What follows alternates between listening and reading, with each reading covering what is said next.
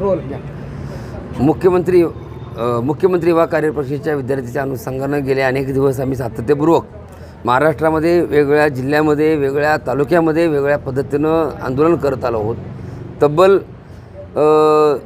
11 महिन्याचा कार्यकाळ संपल्यानंतर आताची परिस्थिती पाहता तत्कालीन मुख्यमंत्री एकनाथजी शिंदेसाहेबांनी खूप चांगली योजना महाराष्ट्रामध्ये लाडका भाऊ योजना व लाडकी बहीण योजना ह्या 2 योजना इतक्या सुंदर आणल्या गेल्या की महाराष्ट्रातल्या 1,34,000 विद्यार्थ्यांना हाताला काम भेटलं आणि आनंदमय वातावरणामध्ये सुखी जीवन जगू लागले. सुरुवातीला 6 महिने नंतर 5 महिने असा 11 महिन्याचा कार्यकाळ संपला.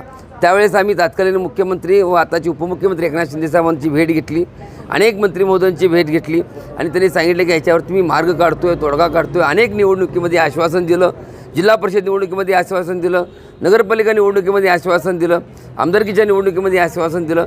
वेगवेगळ्या माध्यमातून वेगवेगळ्या पद्धतीने सातत्यपूर्वक आश्वासनाचा अगदी भडीमार झाला.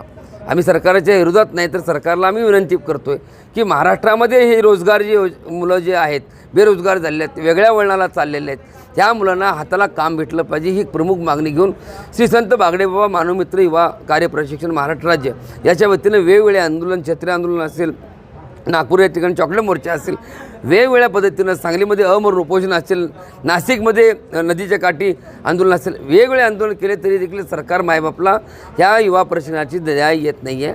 त्या अनुषंगानं पुन्हा एकदा आम्ही सांगली या ठिकाणी कलेक्टर ऑफिसांना या ठिकाणी निवेदन देण्यात येतो आहे. निवेदनामध्ये असं म्हणतो आहे की ज्या आस्थापनामध्ये जे मुलं काम करतात त्याच ठिकाणी ह्या मुलांना रोजगार उपलब्ध व्हावा. तो का व्हावा तर आता त्या ठिकाणी कॉन्ट्रॅक्ट बेसवरती काम चालू आहे, त्या ठिकाणी कॉन्ट्रॅक्ट बेसवरती काम करण्यासाठी मुलं आहेत, पण आम्हाला 10% आरक्षण किंवा त्या ठिकाणी प्राधान्याने द्यावं हे आम्ही खात्रीपूर्वक का मागतो आहे. कशासाठी मागतो आहे तर हिवाळी अधिवेशनामध्ये तत्कालीन आताचे उपमुख्यमंत्री एकनाथजी शिंदेसाहेबांची भेट झाली. त्यांनी सांगितले हा विषय मार्गी लागतो, नगरपालिका असेल, जिल्हा परिषद असेल, कुठलेही जेवढे आस्थापना त्या प्रत्येक मार्ग एक एक मी लावतो आहे आणि ते माझ्या डोक्यात आहे, 100% काम करू असं त्यांनी आश्वासन दिलं होतं. त्यावेळेस आम्ही नागपूर या ठिकाणी आमचं अधिवेशन हिवाळी ज्यावेळेस आंदोलन चालू होतं ते थांबवण्यात आलं. मला आपल्याला एक विनंती करायची आहे की ज्या पद्धतीनं आपण घोषणा केलेली आहे तेवढंच नाही तर तेवढ्यावरती त्या ठिकाणी लाठीचार्ज झाला. त्या युवा परिषदेमध्ये 25,000 मुलांच्यावरती त्या ठिकाणी लाठीचार्ज करण्यात आला. चॉकलेट आंदोलनामध्ये हिंसक वळण त्या ठिकाणी लागलं गेलं आणि त्यावेळेस अनेक विरोधकांनी त्या ठिकाणी मुद्दा मांडल्यानंतर त्या खात्याचे मंत्री मंगल प्रभात लोढा साहेबांनी सुंदर अशी योजनेची सुरुवात अशी सांगितली की 10% आरक्षण देतो आहे आणि 6 लाख रुपये बिनव्याजी त्या मुलांना आम्ही देतो आहे. आज तब्बल पावसाळी अधिवेशन चालू झालं तर आत्तापर्यंत त्या ठिकाणी साधा तो कागद देखील निघालेला नाही आहे, त्यावरती कुठली अंमलबजावणी त्या ठिकाणी होत नाही आहे. निस्ताच जर घोषणा झाल्यानंतर एका पटलावरती एक विषय मांडल्यानंतर तो विषय आचारसंहितेला जर थांबत असेल तर मला सरकार मायबापला विनंती करायची आहे की जी घोषणा केलेली आहे ती घोषणा ज्या ठिकाणी आपण सांगितलं, आम्ही असं कधीच म्हणलो नाही, म्हणलेली मंडळी नसू देईल ना, पण ज्या ठिकाणी ज्या सभागृहामध्ये तुम्ही सांगितलं की 10% आरक्षण आणि 6 लाख रुपये देतो ते तरी तुम्ही करायला पाहिजे. ते देखील कुठं कागदावर दिसत नाही. ज्या आस्थापनामध्ये आयुक्त साहेबांना भेटल्यानंतर देखील आम्हाला असलं कुठलंही जार निघालेलं नाही, अशा पद्धतीची भूमिका त्या ठिकाणी दिसते. म्हणून माझी सरकार मायबाला विनंती आहे की सांगली जिल्ह्यामध्ये कलेक्टर ऑफिस सांगली जिल्ह्यामध्ये माननीय कलेक्टर साहेबांना विनंती करतो आहे की दवाखाना असेल, जिल्हा परिषद असेल, पोलीस डिपार्टमेंट असेल, वेगवेगळ्या आस्थापनामध्ये, नगरपालिका असेल, वेगवेगळ्या आस्थापनामध्ये पूर्ण राज्यामध्ये ज्या जिल्ह्यामध्ये काम करतात त्या मुलांना पहिला प्राधान्याने त्या ठिकाणी काम घ्यावं.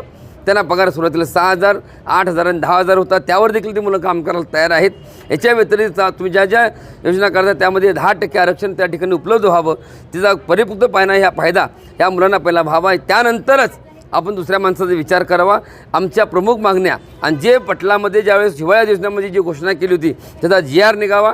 जर तसं काही ह्या येत्या 8 दिवसात जर नाही झालं तर सांगलीमध्ये क्रांतिसिंह नाना पटेल चौकातून म्हणजे विश्रामबागवरून ते कलेक्टर ऑफिसपर्यंत मोर्चा काढून या स्टेशन चौकामध्ये माननीय उदयजी सामंत साहेबांनी उपोषण सोडले होते त्याच चौकामध्ये पुन्हा अमरण उपोषण करण्याचा इशारा मी ह्या माध्यमातून, इशारा नाही, मी अगदी नम्रपूर्वक सरकारला सांगत आहे जे गांभीर्याने विचार करावा. महाराष्ट्रामध्ये युवक जे भडकत चाललेले आहेत त्याचा कुठेतरी गांभीर्याने विचार करावा. माणसातला देव बघावा म्हणून राष्ट्रीय संत गाडगेबाबांचा विचार डोळ्यासमोर ठेवून एक संत म्हणून मी आज हे काम करत आहे. मला आपण सरकारने सकारात्मक भूमिकेतून ह्या माध्यमातून ह्या युवकांना 100% आपण हक्काच्या भाकरीसाठी पूर्ण विचार करायला अशी अपेक्षा. जर नाही झालं तर पुन्हा एकदा सांगलीमध्ये अमरण उपोषण करण्यास मी बसणार आहे, याची कृपया नोंद घ्या.